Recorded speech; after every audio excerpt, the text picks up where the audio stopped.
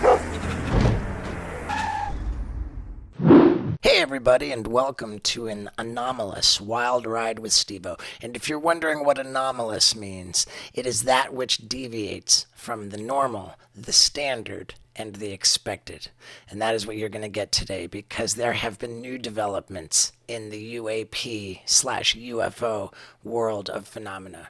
And we have, I'll dare say, breaking news from the foremost leading expert in these matters, Jeremy Corbell. So, without any further ado, let's get into it.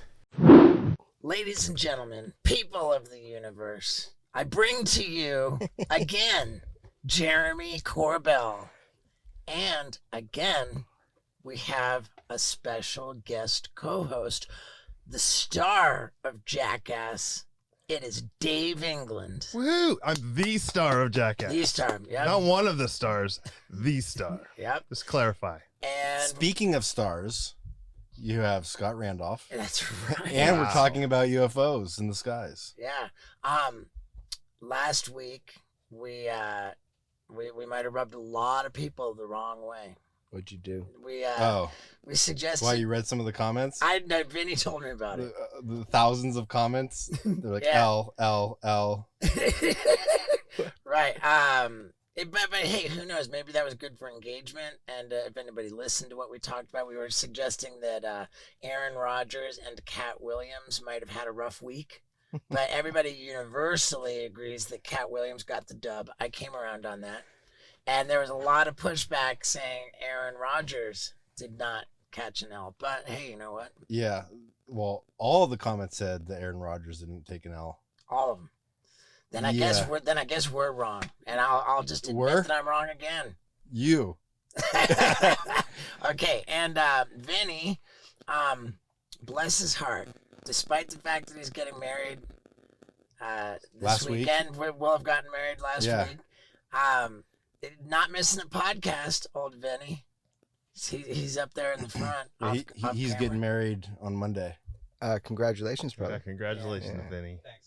But enough about that. Let's get into the UFOs thing. Jeremy, since the last time we saw you, we've become buddies. We shoot each other texts and stuff. You sent me a text about this TMZ presents UFO Revolution. Yeah. On Tubi. On Tubi. Yeah. That trailer was insane. Thanks, man. I watched the trailer. I've been watching the series on Tubi. We had to talk to you again. I think you have UFO disease. I think that you now have an addiction to UFOs, and there are groups for that. I will run that for you. We can do FaceTimes weekly or daily, whatever you need. I'm stoked to see you again, man. I did not expect to see you again so soon. Right. This is the first time I'm sitting down long form to talk about this. It's been a hell of a week. You know, I've been planning for more than 3.5 years to try to get some of this information out. The special's really cool, like the UFO Revolution. Of course, I haven't watched the whole thing, but I saw the edits, and you know, it's really personal for me, and I haven't really let people in before on that. But I think what it does is it kind of peels back the layer of, like, you know, what does it mean to do this shit, and how do you get it done? And I think that's important for people to see, because it kind of demystifies a lot of what people think. You know, who's this guy, this idiot bearded guy obtaining military filmed UFO footage? So I think it kind of peels back that layer and lets people in a little bit. And I think that's powerful because they can let go of stupid ideas. I mean, I saw you. I was just watching the Y-Files. You know the YouTube channel? Oh, dude, I've seen that. They yeah, that guy's referenced dude. you yesterday. They were playing your clips on the episode last night. Really? Yeah. Yeah. When Wicked. I was driving with Steve and Yeah, I like the that one guy. with the guy's got the little goldfish. Yeah. Hecklefish. I love that I fucking one. love that. Yeah. I've seen it. I love it. That's so cool. I just don't have time to like when you were talking earlier, it's like hieroglyphics to me. I don't understand popular culture. I don't watch a lot of stuff, but I have seen the Y-Files. It's pretty cool. Y-Files is cool. Yeah.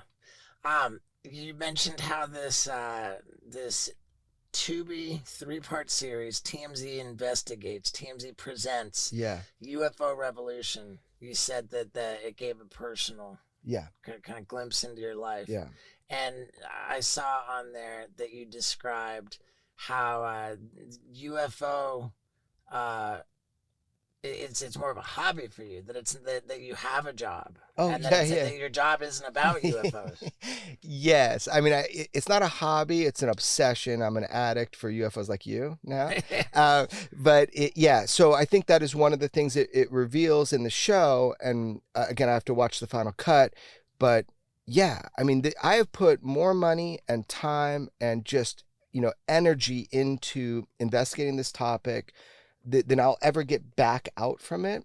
Yeah, I do have a job. I'm self-employed, but I mean, look, I've been self-employed since I was, 16 years old. So, doing jujitsu and that kind of thing. And then all the way up through, I was polishing silver and painting the braces off of my enemies and their zits when you didn't have Photoshop. And I was working in a photo lab in a basement for someone to buy a Mustang. But my whole life, I've been self-employed. So my wife and I got into real estate.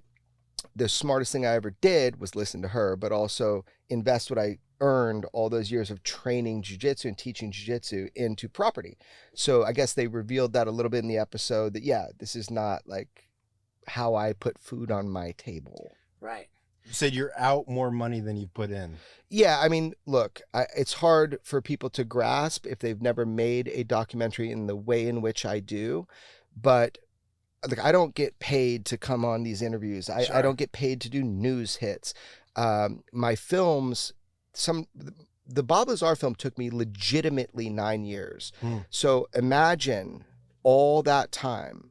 And it's, once we started filming for that, that's a whole nother thing. That was rapid pace, but all the trips, all the work, getting to know people, moving that on. Yeah, I'll never recover all of that.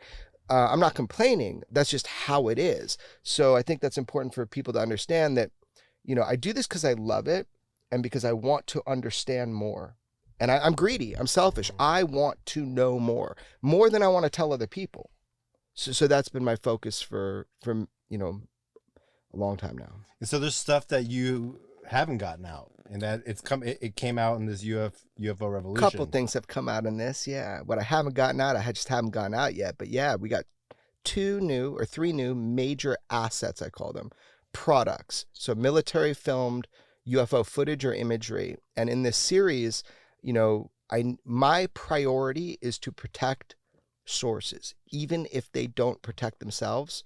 And that is a delicate dance. In this series, I was able to release 2 very important UFO cases. Mm-hmm. How do you know that they're actual military? Couldn't you Photoshop like crosshairs and Yeah, sure you could. switch it to thermal to not? But like, do you have some sort of a way to suss that out? Yeah. Why did it take me 3.5 years to feel confident putting this out to the public? Because yeah, I'm fastidious is the word someone just taught me with my work. I don't know what it means. It basically means like attention to detail.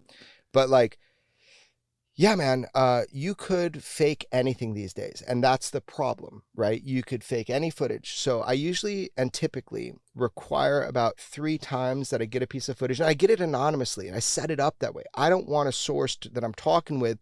I don't want to know who gave me video. That's a legal issue. So I make sure they send it to me. Does that not call into question the credibility if you don't? I mean, you know the source. You're just not going to share the source. So, but it's not a source. See, that's the thing. What I'm saying is it takes usually about 3 times for me to get a product, right? Like a military filmed video. Then what I do is through my own channels, not through connections that sources give me. I mean, I have sources in the DOD, the DOJ, the CIA, the FBI. I mean, you name it. And I'm not bragging. I'm actually making a threat right now. No, because here's the deal. Here's the deal. I'll know if there's fuckery. And so any engagement I've ever had with agencies, they know too that I will know if there's fuckery. I'll find out if there's an active investigation. Of course, there are active investigations into what George Knapp and I have released, and good for them. It's an important job. The idea that if people leak stuff, you got to plug those leaks. I get it. But as a journalist, the First Amendment, the idea of freedom of press for public good. So I feel maybe I'm ignorant, but I feel protected because everybody I've ever talked to in agencies, their biggest fear is that other countries will compromise, will blackmail so they can get shit before I vetted it for national security. I've never done nothing wrong. So the whole idea is when you get this stuff, how do you vet it? How do you know? How do you know it's not fake? Well, there's a lot of ways to do that. But here's what I tell people. First conversation, if you're a source and you call me, I say, have patience on me. Don't give up on me. I'm on cosmic time, not on your time. Seriously. And I develop relationships over years with people. I then do my own vetting through my own sources, not through who sources give me sources. And then I bring it to George Knapp when I feel it's a good case. And he does his own process through his own contacts that he's made for over 40 years. If I put something out, you can bet your fucking ass that it is legit and that it is worth putting out to the public for debate. Very cool.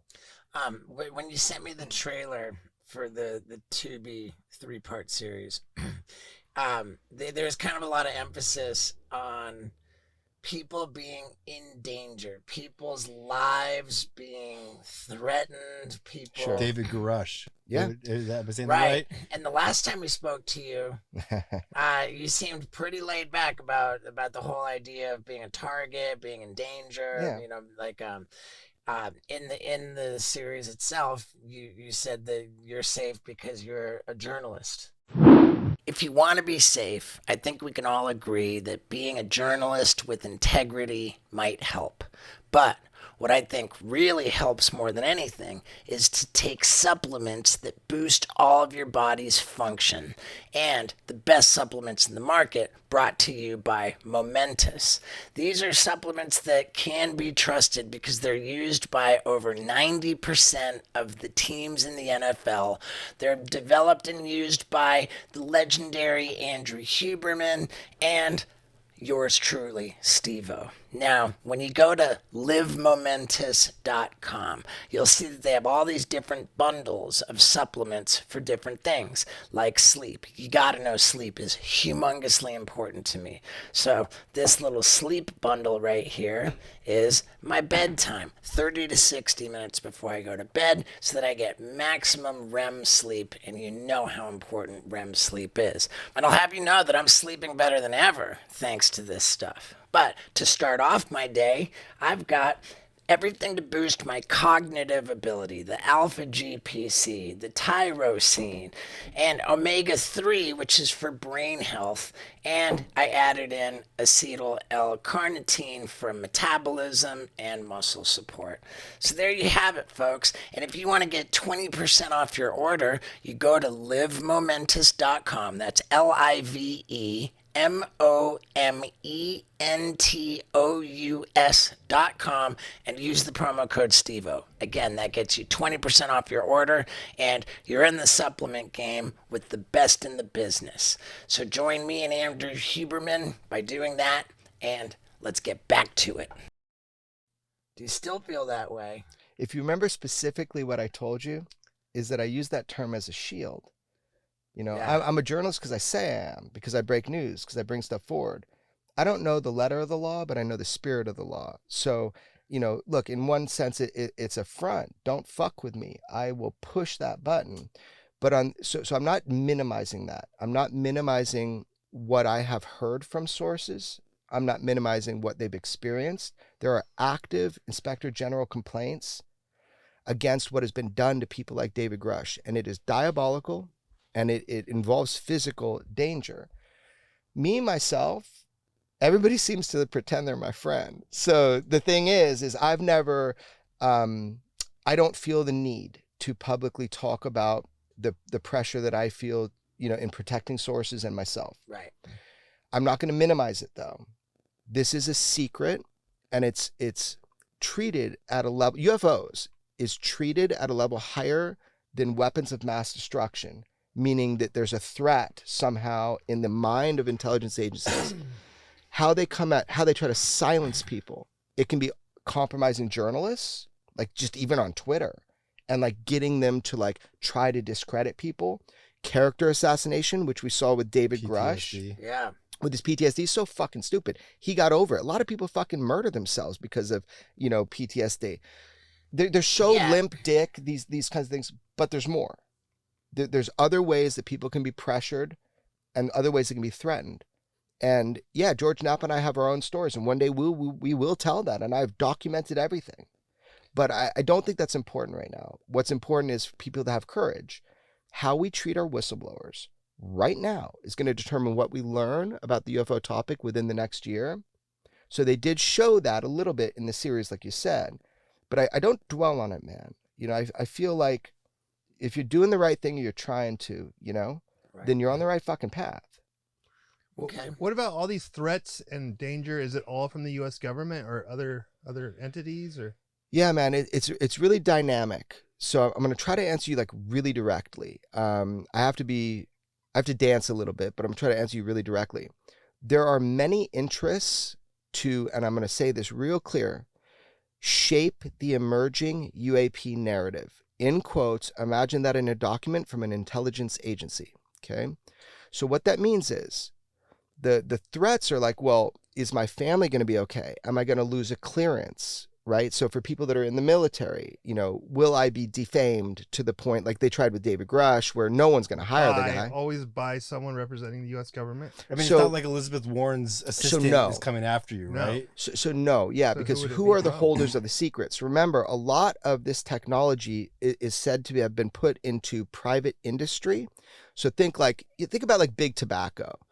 I mean, they did some diabolical shit to people that were blowing the whistle. Yeah. This is more important and bigger than that.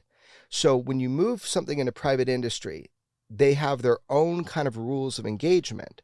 So is it always the U.S. government? No, most everybody in the U.S. government wants to know what's going on.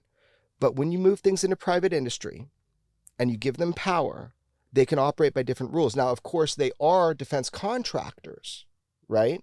But those threats, that pressure, that shut up, silence, don't talk about this, we're going to mock you. It comes from mechanisms within private industry. It feeds down to social media, and then people are co-opted by our intelligence agencies. Do you remember Project Mockingbird that came out back in the day in Congress? Sounds vaguely familiar. It's but- where they opt journalists, where they grab them, they pay them, or they threaten them. The CIA was doing this, and this is like not a conspiracy. This is like a real thing that happened, and it came out back in the day with a very important event that occurred in Congress, which we'll talk about later. But that is real, and that happens. Now, personally, I have something wrong with my brain. I dropped my last fuck a long time ago. I am not going to endanger national security, but I am definitely going to pursue this and tell the truth. So I'm not too worried about it, but I've seen other people harmed. What they did to David Grush was fucking horrible. But the thing is, he was ready for it. First conversation I had with him is, what dirt are they going to pull up and how are they going to hurt you? Because they're gonna. Yeah. If what you're saying is true, they're gonna. He came to me and George first. Now, just for anybody who's not clear, David Grush is the guy who we all saw testify in front of Congress, Yeah. saying that they have non-human biologics. You got it. Non-human. Meaning that he testified under oath that the U.S. government is in possession of actual anomalous aircraft plus non-human biologic, meaning like effectively Entities. alien pilots of these anomalous Crafts. aircraft. Are they live or dead still? So, They would be dead, right? first of all, check this out. First of all, the reason we use non-human intelligence when we're talking about this is because we don't want to make presumptions. Is it ET, extraterrestrial? Is it extra-dimensional? Is it AI? Right. Is it, Or yeah, it but could just be from an Earth. AI from where? Just a, Right. a hidden intelligence. That's called being. ultra-terrestrial, right? Like some people that have been here longer than us. Are they piloting the craft? Sometimes they are. Are the craft run with an artificial intelligence? So it's a drone. That's a great word for it, a drone. Sure. All and yes, and of the above, yes. And time travelers. Extra temporal. So we could go through, there's like 4 or 5 big theories on where these things have come from, but Right. why you say non-human intelligence is because you're just trying to like leave the door open and not make an assumption like an idiot, Like right? you know where it comes from. Yeah. Right. Now, there are people that claim that they know and all that stuff. And I will tell you this, the craft that we have obtained, our government, specifically the DIA, the head of the DIA program, Defense What's Intelligence. CIA? So the DIA is an intelligence agency. It's called the Defense Intelligence Agency. it was admitted that they had a UFO program. You heard about it in the New York Times. They called it a different name, but you heard about it. That was the 2017 article. Yeah, A-TIP they called it, right? But the main program, the mother program, was called OSAP. I had the head of the DIA UFO program come on my podcast with George Knapp called Weaponized, and he admitted that they had a craft, that they obtained a craft, just one, he admitted to one, and that they breached the whole of it. It wasn't made by us, wasn't China, wasn't Russia. So they call it non-human intelligence, right? Because we're not exactly sure, or I'm not exactly sure, where the pilots or the operators of the craft are from. But that is fact. He got authorized to say it through a DOPSR request, which just means he asked the government, hey, what can I talk about? You know, I'm writing books. So, but he admitted it on the show. And that's just say one. Where he found it? Well, he didn't find it. He was the head of the program studying it. So you got people studying the craft. But let me get back to the point, which is that where are they from? What is their intent? Those are the big questions. But we can't even get there unless we come to consensus reality that we got these craft. And I'll tell you something about the craft and why I think they're not from here, from Earth, is because the structure, the way they're built, they are capable of beyond interstellar travel. So anybody that's ever worked in these programs, who I do continue to talk to, who are currently in them, and people that have been in them, say the craft themselves are capable of, you say faster than light, but that's not the case. They're gravitationally propelled. So they warp space-time, but they're capable structurally of moving, within solar systems and beyond. Yeah. So Interstellar would be going to other suns. And so why would you from- make a Ferrari if you're just, at home in your driveway, never going to leave the gate, right? So that tells me something. That tells me they're probably from another star system, but there might be multiple things going on. There could be some that are like that. And there could be some that are interdimensional, people say. I don't know what that means, but I kind of understand. Yeah, that seems like it makes sense. What's the leading theory on where aliens are from? Well, the leading theory from the people that actually work in these UFO, reverse engineering, exploitation programs for derivative technologies, Wow. unpack that shit, right? Yeah. What they say is that they get conflicting ideas, meaning there might be more than like one group of other people from other places coming here. So it could be all of the above in the kitchen sink. I don't know. That's what this is all about. If this is real, let's start talking about it.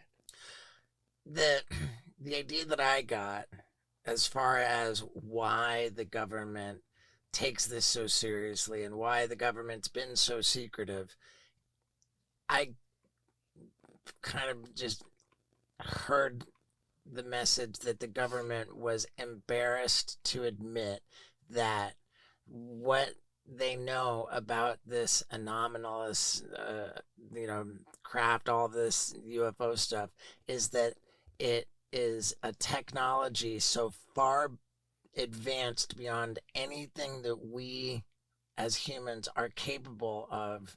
It defies everything scientifically that we even understand.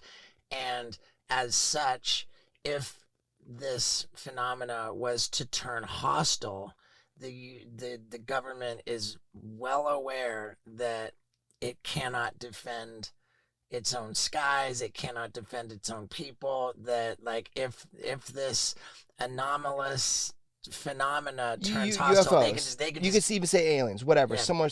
Yeah. they can kick our ass. There's nothing we can do And about we're it. at their mercy, for sure. Sure. And the government was embarrassed to admit that, Okay. and that's why they wanted to keep a lid on it all. That's what I It would gleaned. cause mass hysteria, too, if they announced, hey, there's aliens and they could take us out at any moment.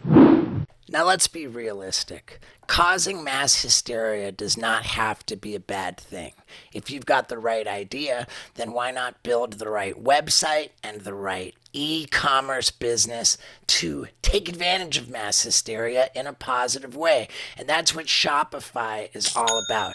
It is the gold standard for websites. No matter what stage your business is in, even if you don't have a business, it is the easiest and most professional way to build a website. And once you have done that, it is the gold standard in setting up business for your website. I use it so much. Check it out. I've got this little plaque for having 100,000 orders completed through Shopify at stevo.com. Very proud of that. I'm very grateful for Shopify because no matter what it is you're trying to accomplish, Shopify is the way to make it happen. And they've got a $1 per month trial period that you cannot go wrong with. So you go to shopify.com/Stevo, all lowercase. You try this out for $1 a month so that you can find out firsthand how easy it is to build a website with them and how completely comprehensive it is to integrate any facet for e-commerce business. I can't recommend it enough. It's the secret to my success, and this $1 trial period offer is yours if you go to shopify.com/Stevo, all lowercase. So get to it, and let's get back to it. So with Flip. So then we can deduce that since that's the case, that it is in fact not hostile, that there is. Let me talk to you about the different sides of the coins on that, right? Like at least 3 sides, right? The original reason for not only the secrecy, but the laugh factor, making smart people don't talk about this. They never said they didn't exist. If you go back to the old interviews that you see in the series, they start with these like news segments. They always say they're not a threat to national security, whatever they are. They're not saying they don't exist. Now the government has admitted they do exist. Why would you keep it secret? Let me defend both sides. First, if you're like technologically advancing, you're like, this is a new phenomenon, we could get a derivative technology and we would be ahead of the game. Whoever wins, or whoever discovers how to replicate this tech, they fucking win. Game over. They will be the most powerful nation on planet Earth instantaneously. You know how the atom bomb, it was used to stop the war. That was the idea, right?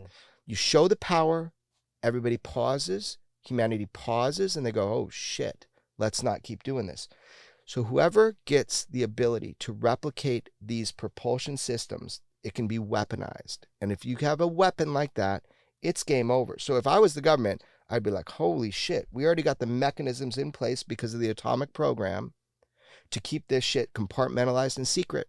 So let's do that till we figure out what's going on, because we need the technological advantage so that we don't get duped by another country who is also working on it, China and Russia. But also, what about the atomic bomb could have been, who's to say that wasn't provided by aliens? Well, let's get to that kind of idea in a second. Okay. Let's go through why you'd keep a secret. I want to defend both sides. So there are good people in the U.S. government that thought like that were like, oh, dude, we better get a handle on this because we could be screwed. National security. And then you've got other people that say, well, wait a second here. To admit that there is a force, there are people that have craft, that can outmaneuver, outperform our greatest weaponry, that we don't have 360 air dominance 24/7 at all times globally. That is something you don't want to be telling your enemies or even your own country. So I understand the secrecy from that point of view, right? Problem is, people keep seeing UFOs. Well, what was interesting to me was when the guy said, he's like, at what percentage, are we allowed to talk about? And he's like 5%. So who said that? No, about 5% of UFO reported? sightings go reported by the Air Force. Oh, hell yeah. I would say even less than that. Because pilots are seeing them every day. I get calls every day from people that it would shock the world. It would shock people to know who's had direct contact with these UFOs. It would really shock people. And they're never coming forward, ever, because that laugh factory, because they'll be ridiculed. They're not wrapped so tight. Well, luckily, that's a 50s mentality. We're now at the point where you can say, okay, I've seen something. But when you have footage, infrared, thermal, when you have radar, and it's not just Uncle Jim anymore in his airplane being like, I saw something. Now, the sensor systems, the sensor packages are becoming so just powerful that we can capture these things and get so much more data. That's why you're seeing a lot of military footage from me, because it's much better than an iPhone. So back. Is it though? It is. Because that's the criticism, is that with all of the advancements Yeah. of our camera technology, still, what the one news reporter said, why does it look like every video of UFOs was filmed on a baked potato? Yeah, so Neil deGrasse Tyson even shocked me with his ignorance on this. You know, these are multi-million-dollar weapons platforms, not iPhones. This is not an Instagram photo. Just give me a second. Let me break this down. This is so fucking important, okay? Have you seen a whole shitload of high-quality thermal imagery of UFOs filmed by our government before I started releasing them back in, maybe whatever year I started releasing them? The answer is no, you didn't. So the thing is, we are not only capturing them now on all these other platforms, but let's really address the problem here. Our technology is getting better. First of all, this is an intelligence. If they made these craft and they're advanced, it's an intelligence. So I know when you're trying to record me, I know if you have a Nest camera, I can see it. So I'm aware of your technology. What says they're not aware of ours and our evolution as human beings?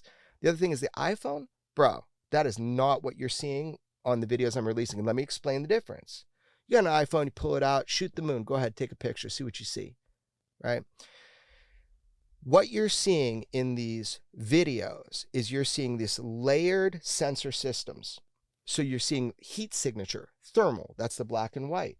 You're seeing infrared, and an infrared is a light spectrum outside of it's an amplification of light, oftentimes outside of what the eye can see. So if I take my NVG's night vision goggles, hold them up like that to the sky is littered with stars, littered with suns. Your eye can't pick that up, but the NVG can. So when you film through that, wow, you can see whole spectrums of light. You can even film in the ultraviolet. You can get radar returns. You get optic systems that are so powerful. So that is a false argument that people make. They don't understand what they're talking about. Even Neil deGrasse Tyson, which really made me sad. We need a voice like him, but he needs to start thinking and not just talking. So here's the deal. We are seeing better footage of UFOs. They're being leaked to me. They are thermal, infrared. They are in spectrums of light that are layered. There's something called full motion video, which layers all these spectrums together in color at night. Your iPhone can't do that yet. So as we progress with technology, and thank you for letting me explain this and do this rant, your patience, I appreciate it. We're on cosmic time. Thank you, we are. You're going to fucking see a lot more, man. They're everywhere. Yeah. The pesky thing about UFOs is they won't go away. Is this a good segue to show the clip of the weirdest UFO clip I've ever seen in my life? Yeah, let's show it. And this is never before seen? Yeah, it came out in the series. Yeah. And it Dave, you want to check this out over there? I'll come over there. Yeah, just play it and we'll narrate over it. No camera. This is that looks like one of the jellyfish ones. Can you see it?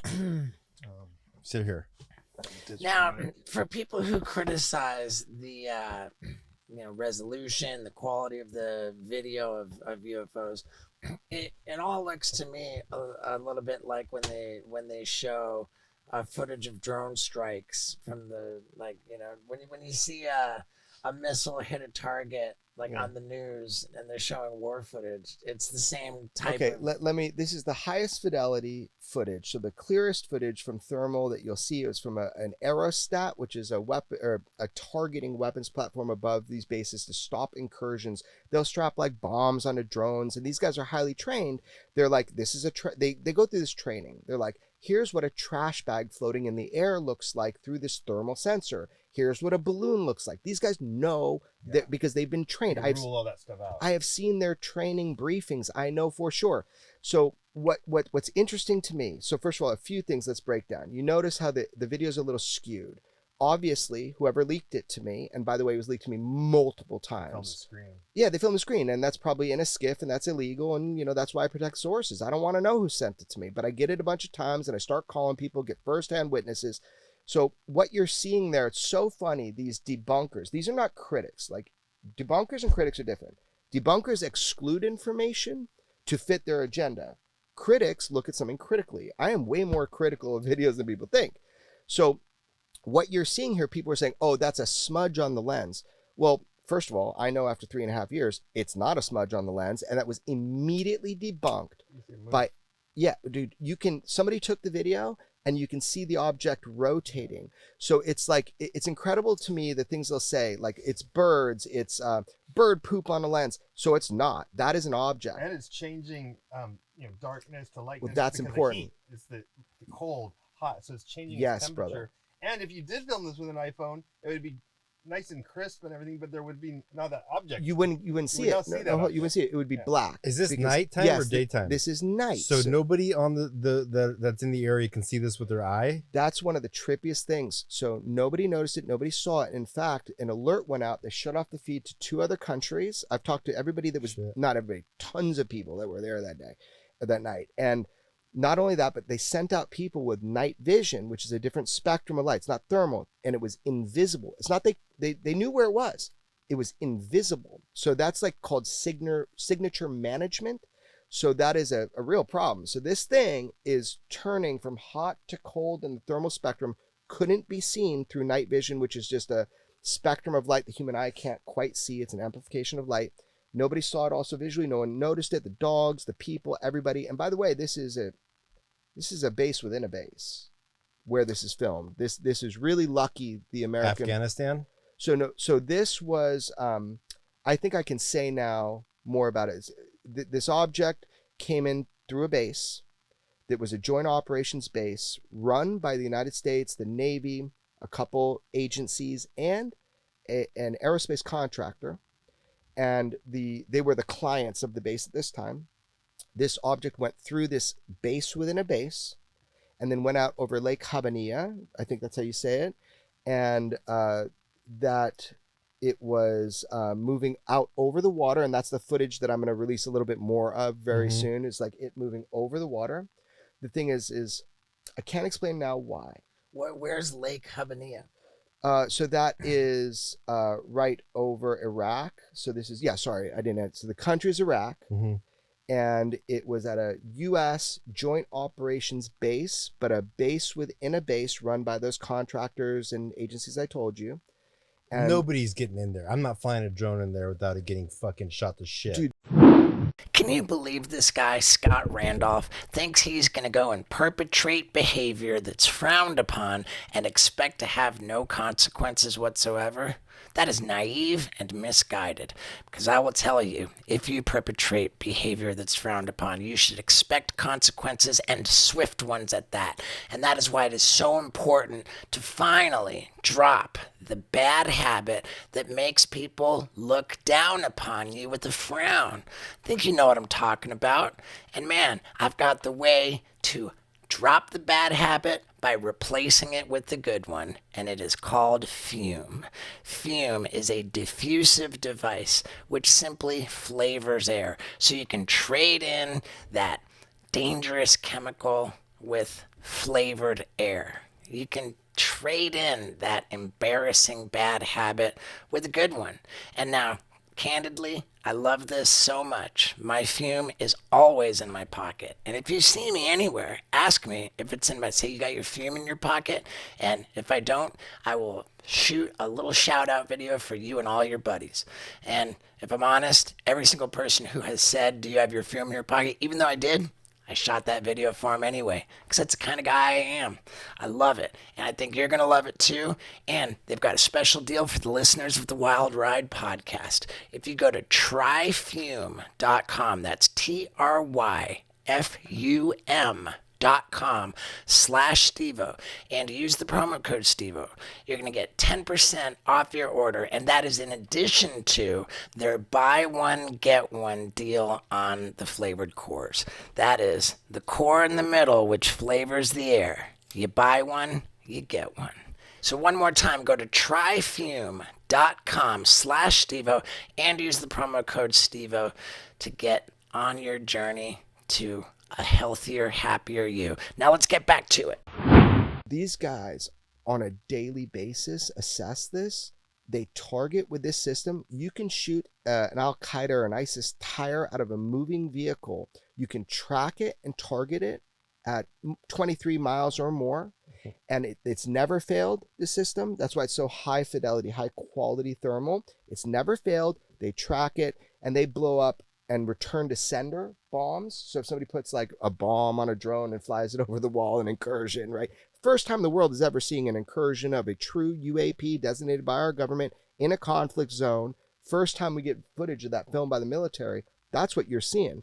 Now, the problem is that they couldn't lock the system. That they believe it was active jamming. The people that were there that day, they believe that this object was somehow inhibiting their targeting system from locking. So they had to optically slew the camera, optically follow it, which is a big part of the story, right? But yes, they blow up and they return to sender.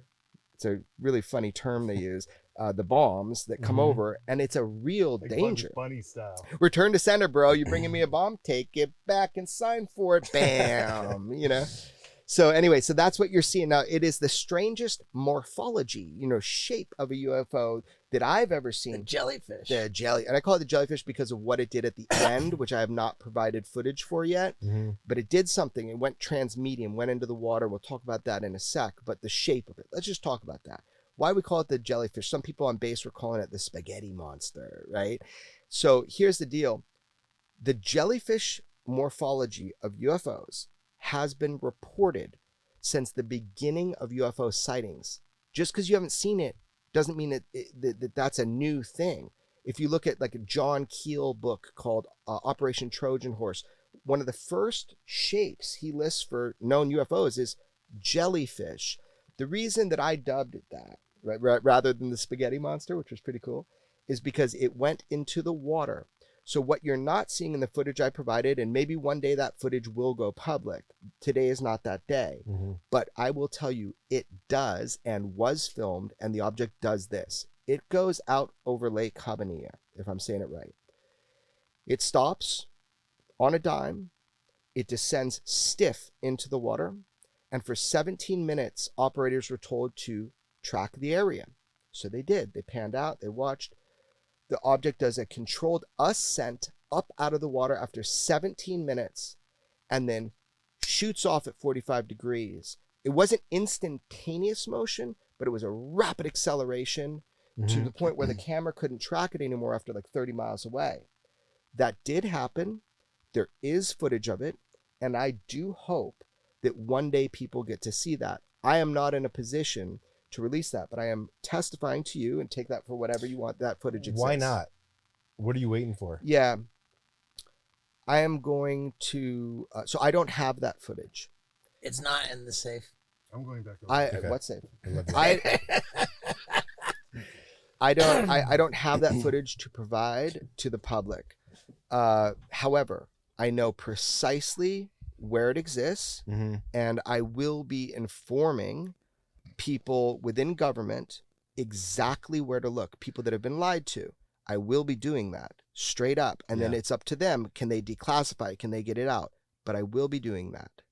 It's interesting about the flying spaghetti monster name because there's a religion that's mostly tongue in cheek. Have you ever heard of it? It's vaguely now. Yeah, so it's like their god is a flying spaghetti with meatballs for eyes, and so I wonder if maybe there's some connection where someone that's the reason they named it that. Marines. Marines are creative individuals, man. So they were like, but I'll tell you this, what it looked like. So the people that I know that had the closest view and the most direct view as it's being filmed, when you got close into it, the things hanging down, like the tendrils or whatever the word is, the things that appeared to be hanging down, it was stiff. There was no movement of them. It's weird. They had geometric attachments. It was a sort of geometric attachments, and the exact words used to describe it to me is that like armor and scales. Those were the two words, scales. So whatever this was made. It's not just a bunch of floating fucking balloons. I mean, these guys are trained to know the difference. Of course, debunkers say it's bird shit on a lens, it's balloons, and look, I can't shoot moron out of someone's head, so they just got to live with that. But this is not those things. This is a UAP, unidentified anomalous phenomena, or UFO. Now, what it is, where it's from, what the intent, who made it, don't know. Maybe there's a terrestrial answer. I don't know. Yeah, I mean, what we don't talk about a lot is the UFOs that are living under the sea. I was And just thinking that same thing. they're doing the Y-Files yesterday on this. It's the Bermuda USO. USO. Look at you. Wow. See? And so they Unidentified submerged object, object. and they said it's around the Bermuda Triangle, and they don't know what it's run by. But Yeah. the The city of Y-Files, Atlantis. and it could have been Atlantis, but also what was really fascinating was they had Christopher Columbus, his diary. Yeah, he had a sighting. That's right. And he Great. had a sighting, and that he said a light was under the water. Like, Yep. there's no lights in fucking 1470 whatever. USOs is something that I was, from the highest ranking military individuals that I've ever spoken with in private over a decade ago, I was urged to know and understand and look at that UFOs are one thing, unidentified flying object, but USOs are the core of what's going on. That's what was conveyed to me. Now, why that's important? Why did we change it to UAP instead of UFO? Unidentified flying object, now unidentified anomalous phenomena. Okay, here's why. Because they are what's called all domain. We track UFOs with satellites pointed outward in space. We track UFOs in air, and we track UFOs under the water. All domain, space, air, and sea. Unidentified anomalous phenomena covers all domain. So that's why they did that. Once something breaches those different, areas, they call it transmedium when there's no inertial effect, or they call it transmedium if it can do that, go between all three. So you see no inertial effect, which is no slowdown from space to air to sea. And a good example of that would be the Tic Tac UFO event with Commander David Fravor, my good old friend and buddy, and the guy that filmed it, Commander Chad Underwood. It's the most famous UFO case ever now. What people forget is the Tic Tac UFO wasn't one object. It was a series of weeks of tracking things dropping from outer space down to sea level in less than a second without a sonic boom. Transmedium, no inertial effect, no sonic boom. So that was happening during that whole thing of the Tic Tac UFO event series. But remember this, people might not have caught my first report. George and I broke that story before the New York Times. There was something under the water. For sure. It was docking. They were docking was the word told me. It was something, a USO under the water. Have they tracked them moving at high speed underwater? Yes, 100%. So the resistance of the water isn't an issue. Correct. Is this the one where the Tic Tac video actually there are 4 more minutes of the video? That's the it's not- gimbal. And I'll gimbal explain to you video. the difference. 2015 was the gimbal. 2004 was the Tic Tac. In 2015 was the gimbal and the Go Fast, those releases. The gimbal is that one that mechanically rotates against the wind, and you hear the pilot saying, like, holy shit, 120,000. there's a fleet of them, Yeah. right? So what he's saying, and I know to be true, is that in that footage where you see the gimbal rotating, it looks like the Bob Lazar flying saucer. I mean, it's like shaped like a saucer.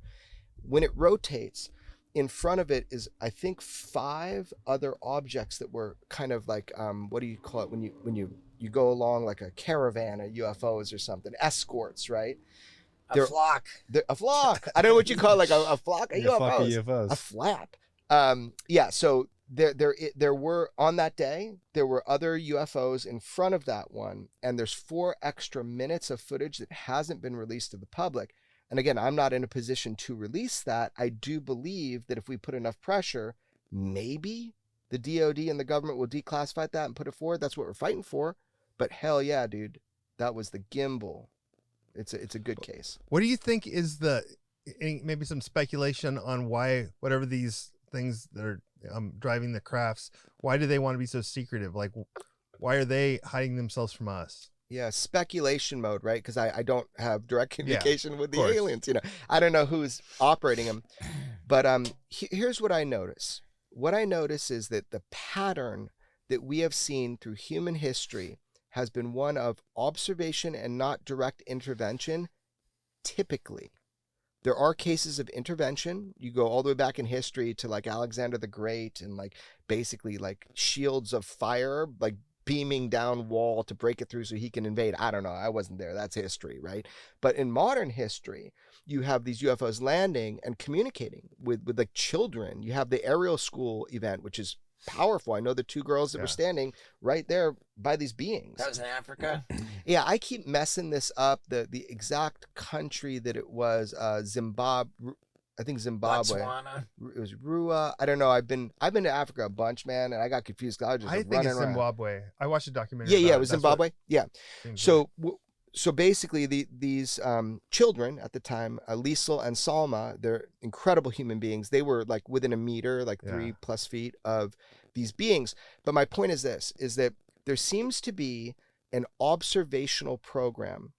That is the primary thing. Now, some people say that's prep in the battlefield. Some people say they're studying us. Look, we're the greatest show in the solar system, planet Earth. I mean, come on, man. We got it all. War, fucking fighting the Kardashians. We got everything, right? So why wouldn't you watch us? Now, do you go up to an ant hill and do you like talk with the ants? No, you study them. What do you do to cattle? You feed them, you water them, you give them antibiotics, and then you fucking eat them. So I don't know what is going on, but I do know that there is direct contact with a lot of people. And what's said to them has kind of been ubiquitous. They kind of repeat the same kind of stuff, whoever these people are that are flying these things.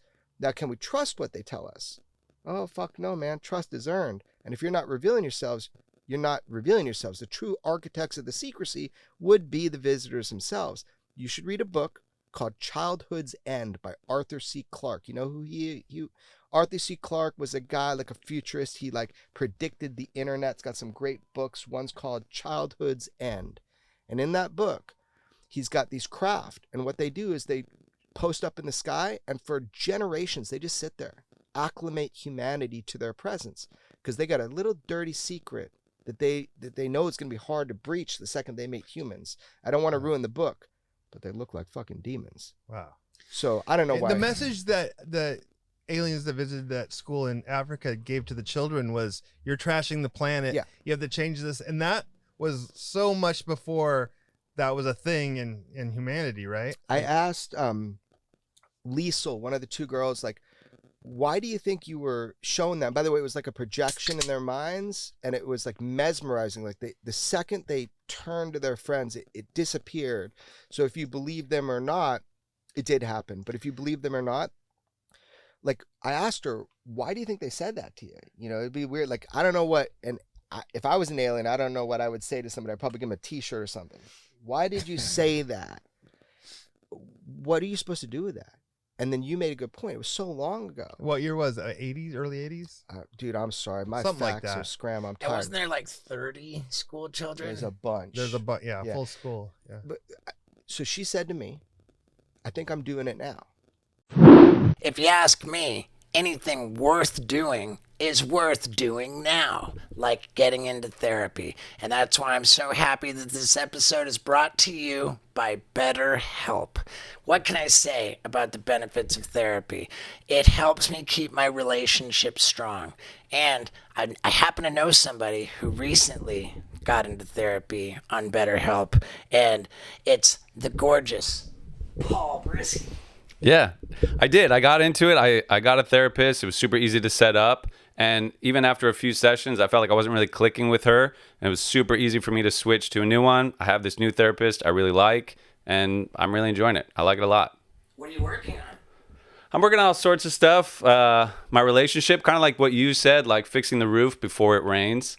And then just working on myself, trying to be nicer to myself and a more successful, well-rounded human being. There you have it. You heard it from Paul, you heard it from me, and I'm sure that you can think of a bunch of stuff that you could work on yourself, and it's never been easier. You go to betterhelp.com/Stevo. That's better, HELP.com/Stevo, and use the promo code Stevo for 10% off your first month. There it is. You can work on everything. You can be a better, happier, healthier version of yourself. So one more time, do it by going to betterhelp.com/Stevo and using the promo code Stevo. Now let's get back to it. I go, what do you mean? She goes, just talking about it. Yeah. I think that was the point. Spreading the word. Spread the word. The other thing it makes me think of is that old Twilight Zone from the 60s where they find the book that the aliens had. To Serve Man was the name of the book. They translated it. And then they were working on translating what was inside of it. And they're like, oh, they're here to help us. And at the end, the famous line is, it's a cookbook. No. To Serve Man. Dude, will you text me that episode? Just what the title of it? Like To Serve Man. Oh my God. I really hope we're not food, man. And by the way, you taste better than me, so go with him first, man. I just I don't want to be eaten by no alien. Let me ask you this. Yeah. When we talk about the encounters, beings, and the physical appearance seems to be pretty consistent. Mm-hmm. Where we hear these beings referred to as grays. Yeah. And it's like the most stereotypical, like the big large eyes, the tiny mouth and nose, like the little kind of elf sort of thin, like that, I feel like I want to believe that that's just sort of a hokey, like, bullshit stereotype. However, it would seem that, like, there's some credibility to how widely consistent that is. Where you're standing, that is the popular understanding of what the beings might look like, is these spindly 3.5 feet to 4 feet gray aliens with big wraparound eyes and big heads, very little features, as if it's a human being that's evolved without the need for speech or to eat the same way. Mm-hmm. Where I'm standing, I mean, in my email, like, pull it up right now, it's like a slot machine of encounters, and it is not the only structural type of this visitor that I see everything and more under the rainbow, dude. It's like beings that look just like us, 8 foot tall. There's like these reptilian ones that people report. This is throughout history, right? There's the mantis looking ones. There's the tall grays, the short grays. I mean, I was told by people who I trust have more knowledge than me that there is a cacophony of life out there just outside of our Earth. And every type of kind of thing that could be created with biology has been created, and some are more advanced than others, and some likely are visiting here. So I don't know, but you're right. Now, that image was kind of popularized by like the encounters by Betty and Barney Hill, which is the first modern abductees, although it was happening for so long. They kind of came out forward into the public. And also this guy, Whitley Strieber, wrote a book, I think called Contact or Communion. Oh, yeah. And, so he had that image on the cover. So the answer that I have to that, although I don't know if I have many answers, but it's that you're hearing something that you see in kind of the popular culture. I am being reported to on a daily basis for over a decade, a much wider variety of species of visitor. I am an untrusting person until you've earned my trust, though. I think people can make you see shit. If I put on some kind of weird mask and roll up on you, you're going to think I'm someone else, right? So I think there might be an element of that. And Jacques Vallée, a real deep thinker on this subject, he wrote a book, and on the cover is like this masked alien that has these different, like the jester face and all this. We might be encountering what they want us to see them as. That makes sense to me. And it could be weirder than that. Yeah. I read the book Project Serpo. You're familiar with it? Yeah. And I was convinced it was real. But when I was talking to you about it last time, you're like, oh yeah, the fantasy book. I'm like, it's a fantasy? But it's I mean, how true is that? Because you talk about what Alpha Centauri and the two suns, and they had these documented people that went there, and it was kind of like a Hitchhiker's Guide to the Galaxy. Yeah. Where in a sense where they would go to these that planet was like a stopping ground for the entire galaxy, and they described different aliens coming in and out, and sometimes they look like us, sometimes they look like Grays, sometimes they look like all different. I mean, is there any truth to any of the Project Serpo? Yeah, I mean, so again, it's just an opinion from some bearded guy, right? But it's like I know some of the people involved in that era, And I know that current day, I have been provided evidence that I've decided to not release to the public because I know that it has been tainted through protection programs of like black budget programs trying to influence falsehoods put forward. But they smartly, what they do is they wrap in it some truth. So when there were like the leaks of the MJ-12 documents, famously back in the day in the UFO world, some of that information is accurate.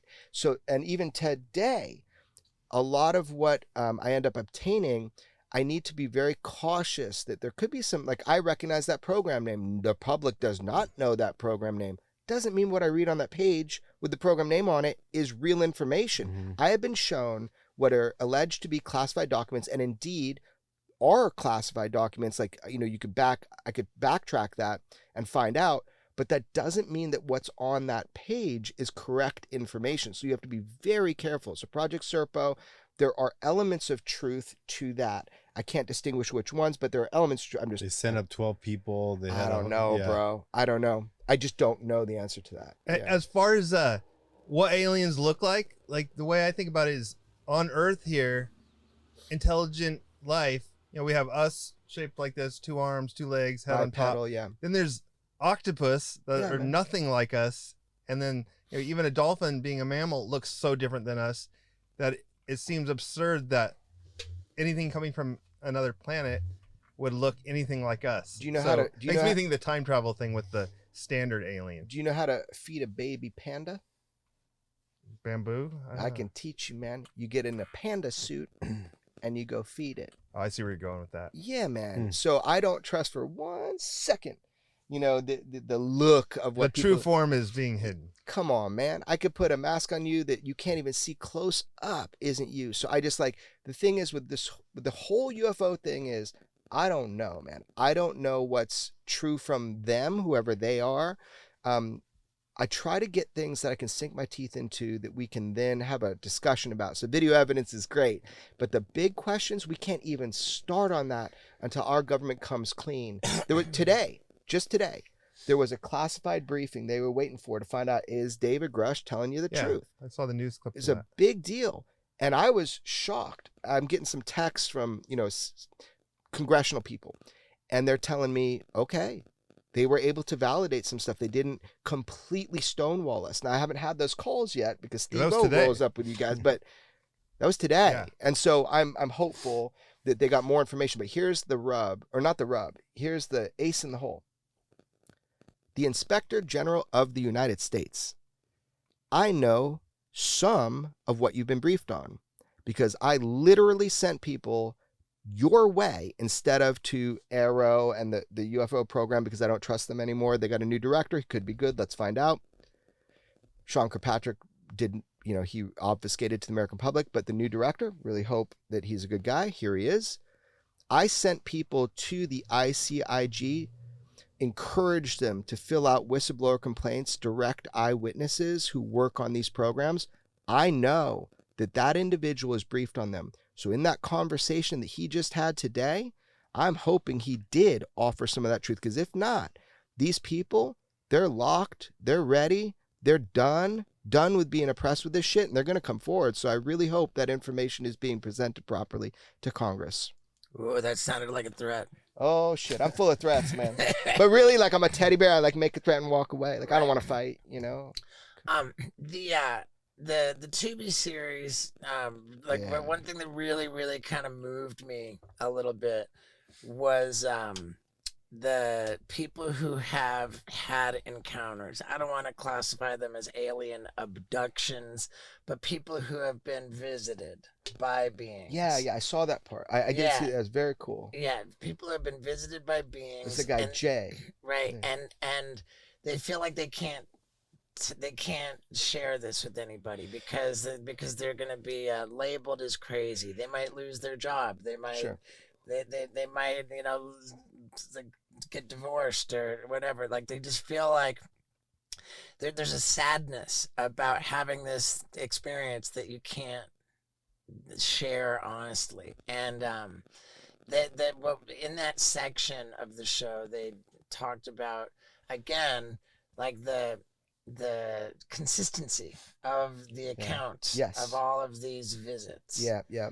And so I want to ask, like, what do you consider the most credible, like, kind of official account of Sure. one of these visits? I mean, so there's the Betty and Barney Hill case, which is really powerful and credible if you really understand why, how that came out, why it came out. I find that to be a very, very credible case with physical evidence and radar and all this stuff. Travis Walton. And that would be my second one, is Travis Walton. And he has this incredible account. Look, his friends were looking at going to jail. They thought that they killed him when he was missing. And he was missing for a number of days. He pops back up. Now, not everything about Travis do I know to be true, but that event is the most kind of fascinating as one that I would say you should really look at. Travis Walton, Betty and Barney Hill. But I mean, I get Wait, emails. Betty and Barney were their names? Was that before the Flintstones, and that's why the Flintstones are named This that? ain't the Jetsons, man. Yeah, it's Flintstones. But it's interesting because, like, Wait a second. Betty and Barney Hill, Well, no, I'm wondering which came first. Like, chicken or the egg, I don't know. well, Bet- it's no, more than the their chicken actual and egg. names, they're the- Was it in the 50s or something? Yeah, so look Yeah, right then there. that came first. Yeah, Betty and Barney Hill is So that must have been a little like nod to that in the cartoon. And Betty eventually an alien did visit the cartoon. I can't remember that little. Look, you got some weird ass memory. You tell me all these cool things I don't know. You got to inform me, man. Why have you not been informing me of these cool things? All the TV shows that had an alien buddy, like Mork from Ork or Alf or My Favorite Martian, and even like I Dream of Jeannie. I always felt like she was possibly an alien. Well, yeah, E.T. E.T. Yeah. And every single time they gotta hide the alien. Yeah, they gotta. Yeah, on their own. That's their own personal choice. They're like, this is only for me. Well, look, if I'm gonna slip, so like documentaries, like I'm reading here actually on the screen, like Zeta Reticuli incident. That's super interesting because there are things that repeat themselves. So like even Bob Lazar, if you go back to like kind of my gateway drug into UFOs was this guy Bob Lazar. So I made this movie, Bob Lazar, Area 51, and Flying Saucers, and I'm proud of that movie because for me it took many years, but what it was me trying to get to the truth on this. Is this guy a liar or is he telling it as it is? I can tell you now, I know that he is telling it as it is. Mm-hmm. What he's saying to you is accurate, correct, and true. It happened to him. He was shown a bunch of stuff about the aliens, like in like written form. So he's really good about it. He's like, I put my hands on the propulsion system. I know that's real. Now they told me a bunch of stuff and they showed me documents with a bunch of stuff. He goes, it's words on paper, Jeremy. I don't know, but this is what they told me. One of the things they told him was that these beings that made these craft, and he gave them cool names like, not Spaghetti Monster, he gave them names like the Sport Model. That's the one he worked on. They told him that was from Zeta Reticuli and the exact planet of that star system. Right. So I just saw with the Betty and Barney Hill, I guess they mentioned Zeta Reticuli. So that's a common theme. Yeah, I fucked up. Project Serpo was Zeta Reticuli as well. Really? Yeah. So there's oftentimes disinformation with real information. I've noticed that, like, so not to be cruel, but like, hey, you intelligence agents, I know who you are. People contact me and they'll give me a good piece of information. Real, legitimate, like a source. Then I come to find out what agencies they work for, whatnot. I use my spies. And it turns out they start trying to feed me false information. So that's the game that's always played. The best way to get you to believe something fake is to seed it with real information too. Yeah, but like even with the Travis Walton story, they all passed the lie detector like 5 separate times. Yeah, man.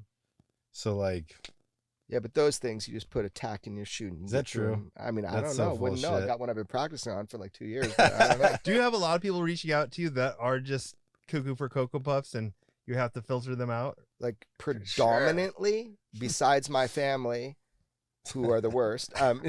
Yeah, of course, man. You know, look, UFOs and the subject is so big, it draws in the crazy, or draws out the crazy from people. We all want to believe something, right? So of course, man. But I don't want to like shit on it, and people, like, I enjoy getting the descriptions, whether I believe them or not, or can prove them or not. I really do enjoy hearing what people have experienced. Of course, there's a wide range. I mean, sometimes I've referred people to medical people, like in a nice, like, I have people like at a major university who want to study individuals that have delusions about the UFO phenomenon compared to real events to see why that's a popular culture thing. There's a university, a major university that's doing that. And so I'll push people to them when appropriate. Yeah, 5150, these people. I don't do anything. I just don't answer emails. I thought it was a pretty major claim that the government prioritizes UAP more than weapons of mass destruction. Like they consider alien activity to be a bigger threat than nuclear war. Well, the nuclear warheads have been disarmed by correct by aliens. So yeah, I mean that puts them above. Yeah, we've had. You said that our nuclear programs have been turned off and turned on. Yeah, by both in Russia and the United States. Maelstrom Air Force Base in the United States, multiple bases in the 60s, and Russia. George Knapp smuggled documents back. Can never go back to Russia, George. From the UFO programs during Glasnost and Perestroika in the early 90s. And I believe we did cover this the first time we spoke with you, to some degree. But we asked the making of like the Oppenheimer, the atom bomb, and I think we asked whether UAP phenomena kicked up when we got, maybe even kicked off. When we got into kicked up, not kicked off, okay. Well, they that's when they started in realized they had Los to take Alamos, right where he was making the bomb, right, and that's where the Roswell 1947 crash was in the paper in New Mexico. Since the beginning of the atomic program, the influx of observation by UAP or UFOs has increased. Obviously, we have very powerful weapons that could destroy the Earth. Maybe the Earth is precious. Maybe that's why the kids get that message. Maybe that's why we get an influx of UFOs. Maybe that's why they show us they can turn on or off as a display of power our nuclear weapons so that we don't fuck up and light the match. That really kind of checks out with me because, like, it seems evident that there's nothing hostile about the UAP. Overtly hostile, I agree. Right, because if they wanted to kick our ass, they would. We have no way to defend. Even the government seems to acknowledge that. And so the idea of Earth being precious and them wanting to preserve the Earth would seem the most likely. Or we're containers. Like, you don't go and beat up your cattle before you eat them. So right. I'm just saying there's two. I don't know the answer. I'm saying there's two sides of the coin. I lean with you. I'm an optimist. I kind of lean with you. Yeah. They want to fuck us up, they fuck us up. However, we don't really know the intent.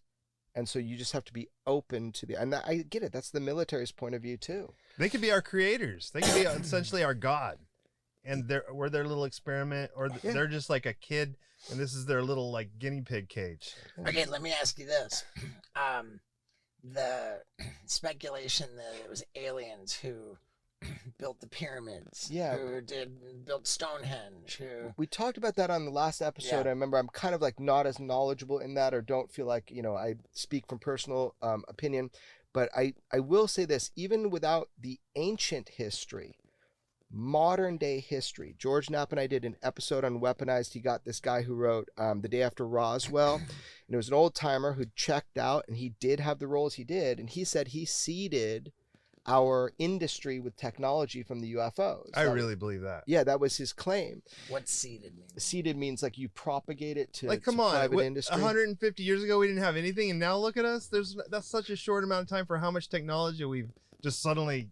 Like, and then there'd be like one guy, like like Tesla invents all this stuff, or I think they just implant it into these people, and they're like, oh, just give that person, and he'll spread the word to the rest of humanity, and they'll have some more technology. I don't know, but that's what I I think it's a really cool fucking idea, and here's the deal though, like.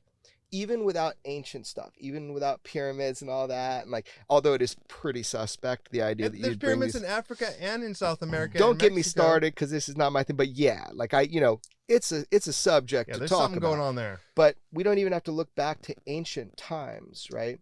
If we understand with Colonel Corso and what he reported to us when he was running these programs was that they seeded or put this technology into industry. Now the thing is, we can look at modern day. We know our United States government, with a joint allied group of foreign materials program called the Five Eyes Foreign Materials Program, are reverse engineering UFO technology. We know they are doing that. So now there's a supportive document, and I mean, look into that foreign materials program from the Five Eyes, right? So if we are reverse engineering, and the DIA is reverse engineering this shit, and other corporations like Lockheed Martin are, and BAE, and all these companies, if they're doing it, then they are definitely getting derivative technologies to bring even into the skins of our stealth craft or whatever. So they're doing it now. We can look to the pyramids. It's being done now. What is that?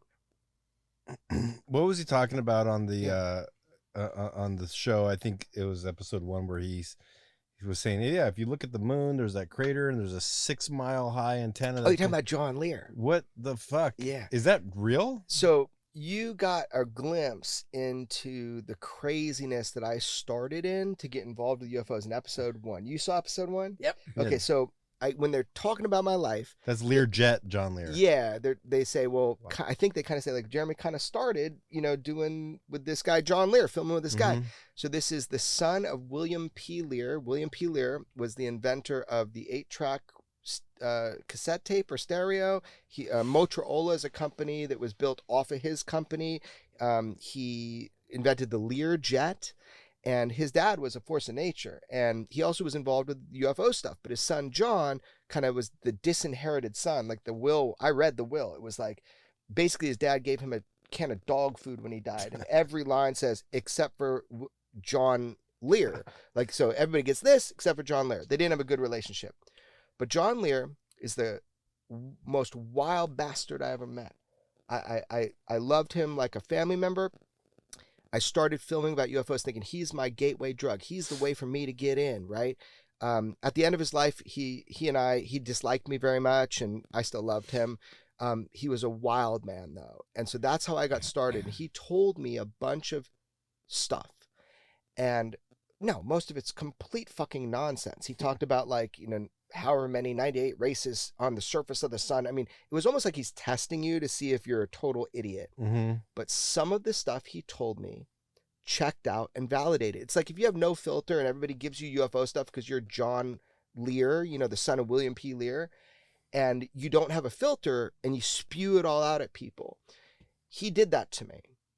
And what I got over all those years of filming with him is certain things that I found out were true. And like Bob Lazar's employment at Site 4, reverse engineering UFOs. So a lot of the leads that I got were great. But that's what you see in episode 1 of the 2B series is kind of how I started into the UFO thing with that guy, John Lear, the godfather of conspiracy, with John Lear, why did he sour on you near the end of his life? Did you expose him or something? Or No, I didn't expose him. I loved him. I cared for him. Ultimately, the truth of the matter is that his family made it completely impossible for me to make the film after. I think he ended up signing something on a napkin after I had set up my whole years of filming with him, giving all the rights to a family member who was then trying to extort me. I mean, it was ridiculous. I just pieced out on that. So I think he really wanted me to make the movie on him, and I ended up making it on Bob Lazar. But that's because he made it impossible for me to make the movie on him. got it. Yeah. I did care for him, and there's a lot of kind of, he was kind of pissed at the end, but we had a run together, and so I think we left on okay terms when he died. Yeah. If aliens are trying to protect the Earth, are they doing a pretty bad job? We're still here. Right, but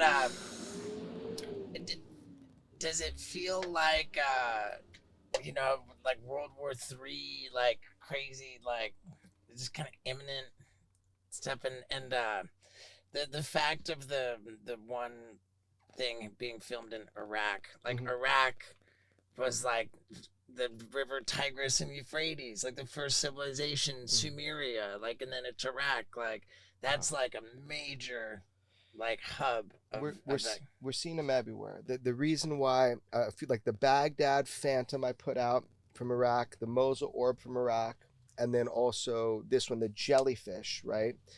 There's one I also later in this series called The Chandelier I released, and that's over the Persian Gulf. So in that area, the reason you're just seeing a lot is because those are active conflict zones with a lot of monitoring systems, and then that is current. And so a lot of that stuff comes to me, and I feel comfortable releasing that. But there is footage from even within, so this will mess you up, and I think I mentioned in the series. The reason I took the jellyfish UFO seriously is because I have direct firsthand knowledge of a video from Pantex.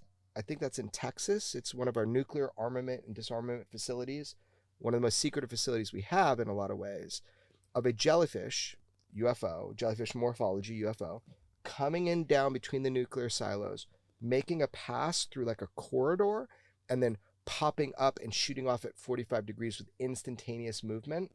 So I was already attuned to the idea that this shape of UFO moving and seemingly doing some sort of surveillance or reconnaissance of military bases is something that has happened recently and in many places. So you're just hearing about Iraq, because that's where we have the capability of documenting it. Right, Not but only that, but they're also there to check it out. The aliens are looking at it, and we have the capability whoever to tell these them, "You do it things somewhere are." else. But Yeah. also remember, I released, so 2004 Tic Tac UFO, that was west coast of California. 2015 Gimbal and Go Fast, that was east coast. I have reports that I actually talked about it. It was off the coast of Japan, the South Asian Sea, swarms of UFOs. I released radar, thermal, infrared, and deck footage from 2019 with 10 warships being swarmed simultaneously by over 100 UFOs. I provided all of that footage. It was confirmed by the Pentagon. So, man, look, it's happening everywhere, all the time, all around you. You know, just hearing you say those things, it makes me realize a lot of them sound like they're around big bodies of water. Are there more UFO sightings? Activity? USOs, dog. Yeah, dog, USOs. But not the only ones, but I'm talking about either above or below the surface of the ocean. USOs, dog. There's I'm a just saying, is there more Yeah. alien activity near coastal areas? there's a preposterous preponderance of reports showing that the water is really important when it comes to the maybe that's where they go. Okay, let's just try this. Maybe that's where they go to chill. Now let me say Sounds why. reasonable. Think it's so simple. I mean, people have talked about this. It's not a new idea, but if you are going between star systems and planets, right? You have to worry about what? Like heat and pressure and atmosphere, right? So you got some craft. What is going to be the same anywhere in the galaxy? Pretty much the same. If you have liquid water, it has to be within a very narrow temperature. Yeah. And there's going to be a very narrow amount of pressure depending on the depth of that water. So if I was a spacefaring civilization visiting other planets, I would look for water and be like, sweet, let's go park our craft there. We know the temperature, we know the pressure. So that could be why water has always played a role in lakes and oceans, and they are absolutely reported coming in and out of the water all the time. But they're also in our skies. They're also in space. We have great high fidelity satellite video and imagery of UFOs, full craft and full ship, that are not released to the public but do exist, captured by our satellites. When Neil Armstrong came back from the moon, I Yeah. mean, I know there's gonna be so many people that are shitting on this, but like there is that like recording of Buzz Aldrin and Neil Armstrong. They saw that thing that was following them, and they were like disgusting internally, like, dude, what the fuck are we even gonna say?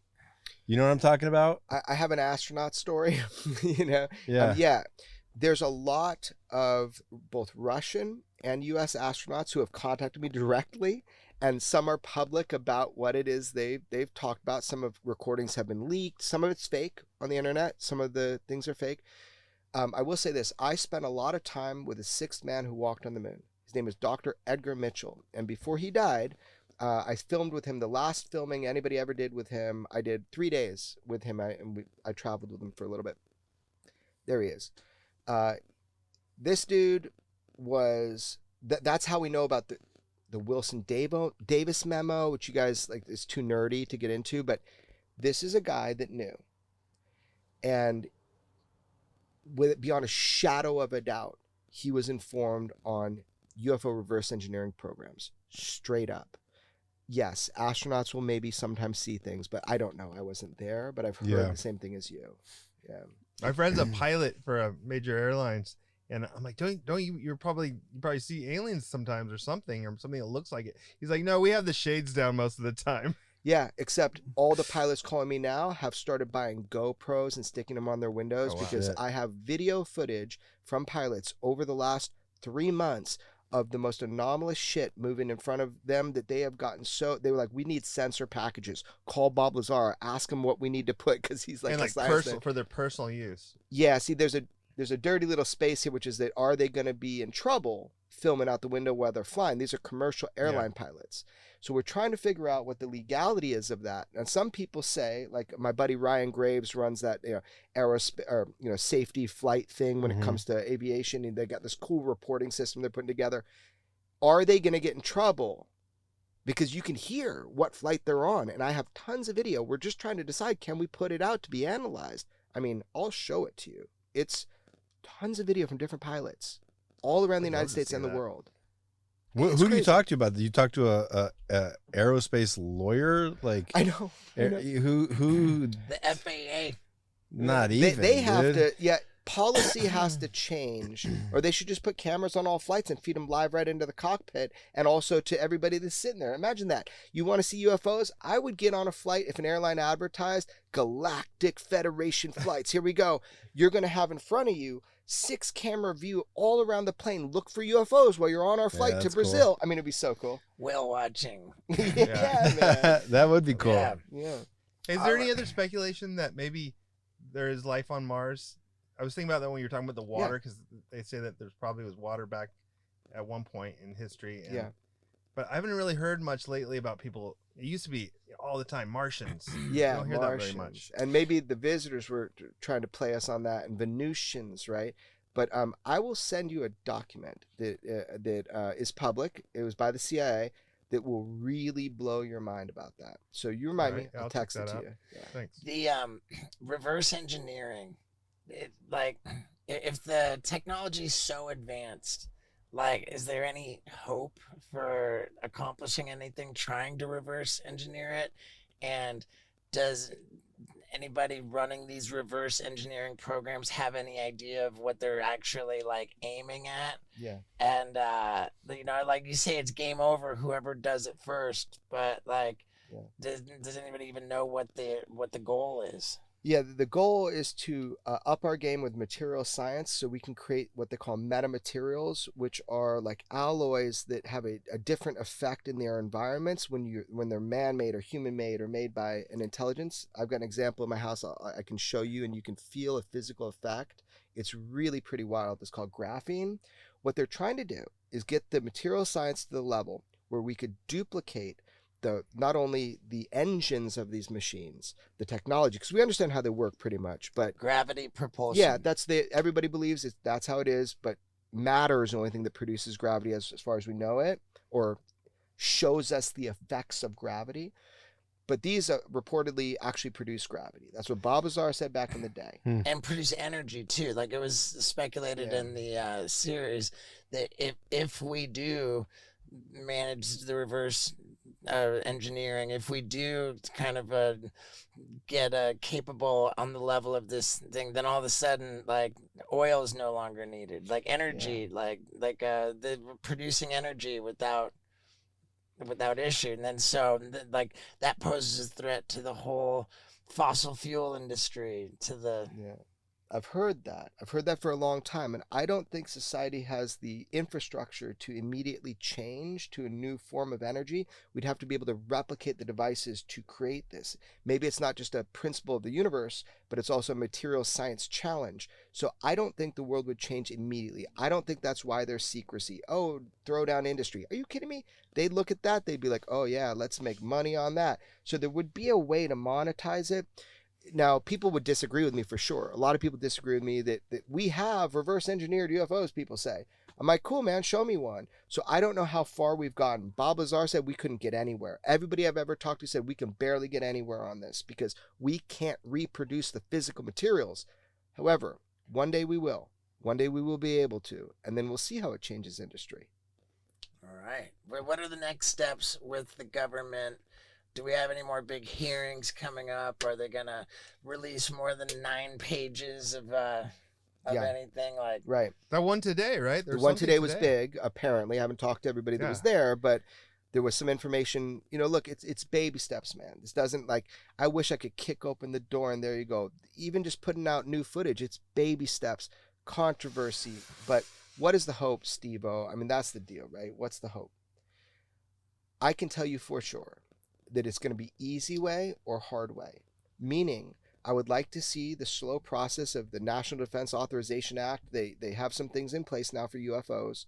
I'd like to see it work that way, for people to go to the Inspector General of Intelligence, for people to be protected, for NASA to catch up. They're not even allowed to study classified stuff. They have to only use public domain stuff.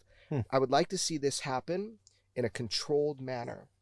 But an uncontrolled manner, the hard way, might be the other option. What I mean by that is more leaks of videos that are even higher fidelity, more people coming forward that will risk their positions in current jobs and agencies, or even their pensions, or even their clearances, and they'll put it on the line and they'll talk right in front to Congress in open congressional hearings. All of that is going to happen if our intelligence agencies and the gatekeepers of this information don't provide a legitimate, legal, and safe process for people to bring this information forward. People are frustrated, and I'll tell you that for sure. So easy way or hard way, it's going to happen. Not tomorrow, not the next day, but it's not going to take forever. And I already know, because they're ready. I've actually recorded with folks, that I will put that out when they say I can. So it's coming, man. Whatever this is, and we'll figure it out. Okay. We'll adapt. Last question. Did Mexico acknowledge that their big reveal of their little Mexican The cakes. aliens that It was lackluster, right? Wasn't it? I mean, They it had was the alien very- bodies. just what was your what's the final word on that? Okay, finish episode 2. they blew it. Finish Okay, episode 2. finish episode So so you've watched episode 1 and half of episode 2. I'm close to the end of episode 2. Okay, I think that they go through what I think I make some strong words about that, and we'll see how that goes. Episode 3, I can't wait for you to see, because I show the chandelier UAP, a completely different from these classified archives, from what I understand. This other strange image from a video. So here's the deal. Watch the series. I do a bad job because it's just I didn't even watch it myself in fully yet, but on Tubi, watch it, because that third episode, there's another bombshell, and we do get into that Mexico alien thing. Yeah, in but episode they 2. get well into it in episode They do. 2. Yeah. Yeah, I read. I haven't watched that whole thing yet, but I read on Reddit where someone had just watched it, and they said it was so satisfying how the Mexican mummy aliens were dealt with. We're dealt with. Yeah, because Yeah, we they were want to very be happy. like You clear. really did it justice. Nice. And that's, Yeah. I think Ryan Graves was there, and I think it was like he was kind of shocked. He said, I felt punked. Yeah, I saw that part. Yeah. My question was, has the Mexican government acknowledged, have they said, our bad? Okay, but remember, it's not the Mexican government putting it out. It's UFO researchers that are. And look, Okay. I'll give you the skinny on this that I haven't said before ever, which is that I was approached many years ago to be like the face of the mummies. I'm like, who the fuck are you? I'm like, what are you talking about? So look, I don't know, dude. I haven't done analysis, but let me tell you, it doesn't look like tasty cake. Here's the deal. There's other things we should be focusing on, and those things are real, and they're happening now. You look at the news in Senate and Congress, you see what's going on. The language that was put forward to rip out control of these UFO programs from the people that are holding it, that's real, and that was informed. And it didn't pass completely how we wanted, but they wrote it, and they wrote it for a reason. So we are now in a new age where we can have this conversation, and some people laugh. Maybe they just don't get it. We're seeing things like this. But ultimately, the stuff I'm putting out, I hope moves the needle forward. This conversation will be different, in 6 months, 8 months than we're having right now, because I know certain things are coming. And there's going to be more people like David Grush, and David Grush will expand on what he said and what he can testify to. So it's exciting times to be a human being on planet Earth, right? Yeah. What is there that just everyday people like us could do to push forward and get more things revealed? Is there something that we can do to help? Yeah, man, we move are this? all everyday people. We're all doing this. Just because people call me doesn't mean that other people don't have power, man. You know, what you do is you get loud, you ask questions, you ask for reports. You know, if you find somebody that's got something really interesting, send it to me. If you know people in the military that are having encounters and, you know, they can, I am able to receive anything from anybody. So what people can do is they can talk about it. They can normalize it. They can reduce the stigma. And most importantly, they can just pay attention. If you pay attention with an open mind, you'll see what's going on. It is deep what's happening. And so I think that's the number one thing. We need to bring this into pop culture in a way where we're having the right conversation. All right. Yeah. Well, dude, Been a wild ride, dude. it's an epic wild ride, dude. I love you, bro. And Thank you. dude, your first episode was such a crusher, man. Nice, I man. hope this one gets as much love. Yeah, man. Well, now we're talking about more, so people should definitely watch this one. Yeah. Thanks for letting me Thank be you. a part of it too. This was awesome. Thanks, Yeah, man. dude, Nice you were to great, meet you. Dave. Yeah. Fucking Yeah. love you, bro. Love Yeah. you too. Thank All you. right, great man. meeting Right you on, again. guys. And there you have it, ladies and gentlemen, the triumphant return of the great Jeremy Corbell. I hope you guys enjoyed that as much as I did. And I'd like to point out that after the first episode we did with him, I thought, man, that's the greatest job I ever did as the host of the Wild Ride podcast. And sure enough, I saw some comment about how I totally blew it. And I went and wrote like a big, thoughtful response to this person. I thought, man, you know what? Here's the thing. You can never make everybody happy. You can't. And like I said at the beginning of this episode, caught a lot of flack, a lot of negative feedback for our previous episode, the one about Cat Williams and Aaron Rodgers. And again, man, like, we got it wrong, okay? We got it wrong. Got a lot of negative feedback. Yeah, we admitted we got it wrong, and you move on. I'm happy to report I lost no sleep over it. Didn't even change the title. And so I leave that with you this week. Remember, you're never going to make everybody happy. Like, try to be the best you can. Admit when you're wrong. Improve from it. But don't let the bastards get you down. Yeah. I love you guys.